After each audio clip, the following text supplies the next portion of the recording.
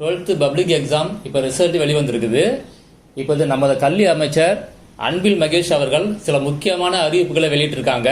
அது என்னென்னு பார்க்கலாம். முதல் அறிவிப்பு, இப்போ 12th ரிசல்ட்டோட ப்ரொவிஷனல் மார்க் ஷீட் என்னைக்கு டவுன்லோட் பண்ணுறது அப்படின்னு சொல்லியிருக்காங்க. என்னைக்கு அப்படின்னா மே 12th அன்னைக்கு நீங்கள் டவுன்லோட் பண்ணிக்கலாம் அப்படின்னு சொல்லியிருக்காங்க.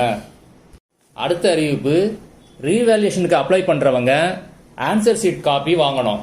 அதுக்கு எப்போ அப்ளை பண்ணுறது அப்படின்னா மே 13லேருந்து மே 17 அப்ளை பண்ணுங்க அப்படின்னு சொல்லியிருக்காங்க. அடுத்த அறிவிப்பு, சப்ளிமெண்டரி எக்ஸாம், இப்போ வரப்போகிற சப்ளிமெண்டரி எக்ஸாம் ஜூன் 25 முதல் நடத்த திட்டமிட்டுள்ளோம் அப்படின்னு சொல்லியிருக்காங்க.